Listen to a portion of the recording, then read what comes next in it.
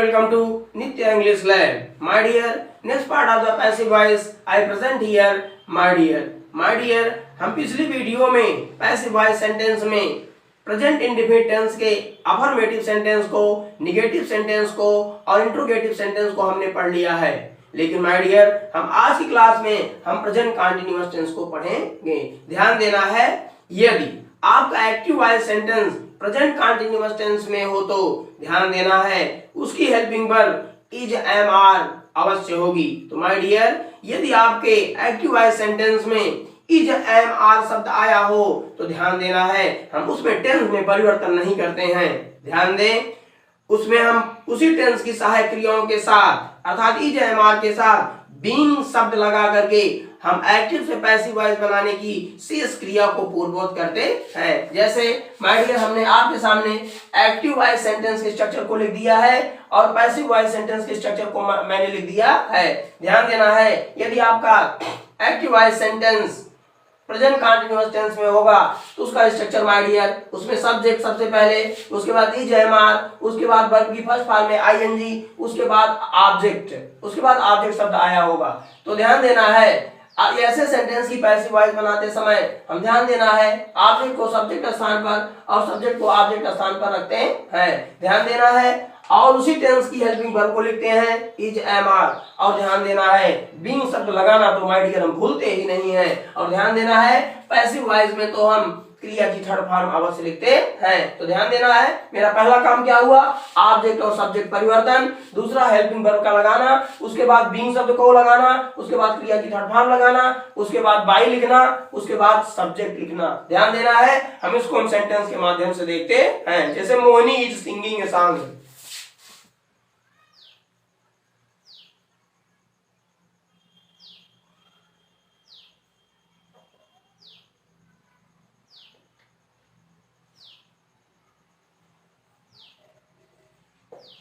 हमने लिखा sentence Mohini singing a song. ध्यान देना है, हम शुरुआत करते हैं, आपका सब्जेक्ट आपका ए हुआ और आपका ऑब्जेक्ट ए हुआ। हमने इसको इसके स्थान पर और हम इसको इसके स्थान पर ले आए। उसके बाद मैंने लिखा ए सॉन्ग,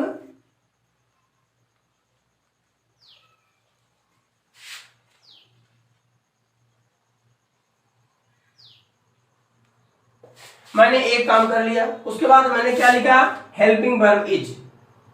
उसके बाद ध्यान देना है बीइंग शब्द को लिखना हम भूलेंगे ही नहीं, हमने लिखा बीइंग शब्द। उसके बाद हमने लिखा क्रिया की थर्ड फॉर्म SUNG। तो हमने क्या लिखा, a song is being sung by Mohini. कहने का मतलब मेरा यह सेंटेंस एक्टिव से पैसिव वॉइस बन गया। उसके बाद हम लिखते हैं दे आर प्लेइंग क्रिकेट। हमने लिखा दे आर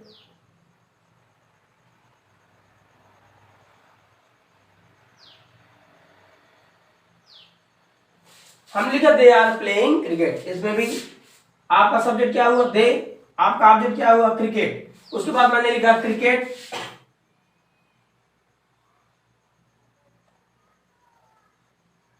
हमने लिखा क्रिकेट इज, बीइंग लगाना भूलेंगे ही नहीं, बीइंग। उसके बाद हमने लिखा प्लेड,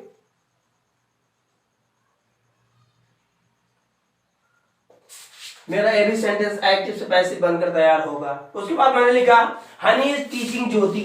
हमने लिखा हनी,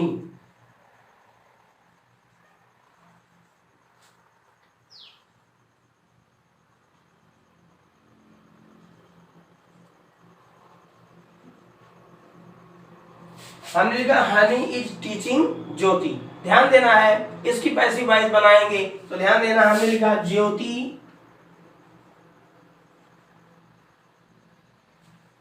और हनी इधर आ गया तो हमने क्या लिखा, बाई हनी।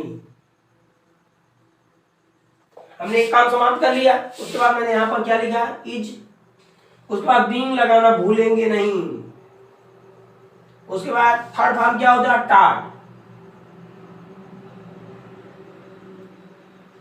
आपका ए सेंटेंस बनकर तैयार हो गया। कहने का मतलब आपका ए सेंटेंस, आपका ए सेंटेंस और आपका ए सेंटेंस बनकर तैयार हो गया। उसके बाद मैंने लिखा Moni is making doll. Moni is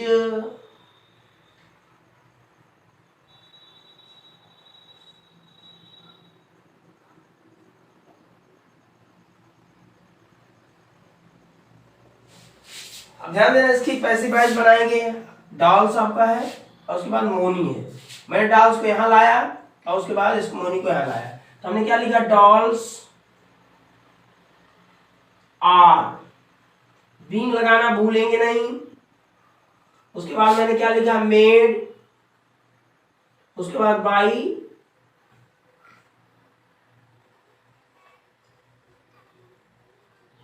आपकी पैसिव वॉइस बनकर तैयार हो गई। अब ध्यान देना, जैसे मैंने लिखा Sohan is killing A bird, हमने लिखा Sohan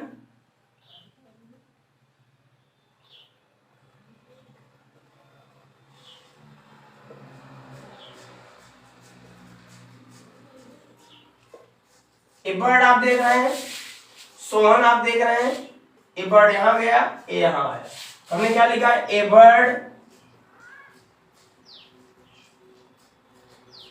is killed, is being, being लगाना भूलेंगे नहीं, ध्यान देना है। हमने लिखा बीइंग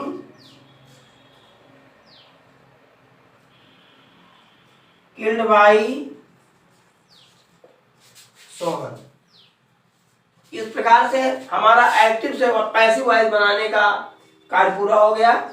ध्यान देना है, हमने 5 सेंटेंस को हमने किया, एक आपका ए हो गया, दूसरा आपका ए हो गया, तीसरा आपका ए होगा, चौथा आपका ए होगा, पांचवा आपका सेंटेंस ए होगा। ध्यान देना है, एक्टिव वॉइस से पैसिव वॉइस बनाते हैं तो हम इस चीज का अवश्य ध्यान देते हैं, यदि आपके टेंस में इज, एम, आर शब्द आया है तो हम पैसिव वॉइस बनाते समय उसी टेंस की सहायक क्रियाओं के साथ बीइंग शब्द लगाते हैं। ध्यान देना है।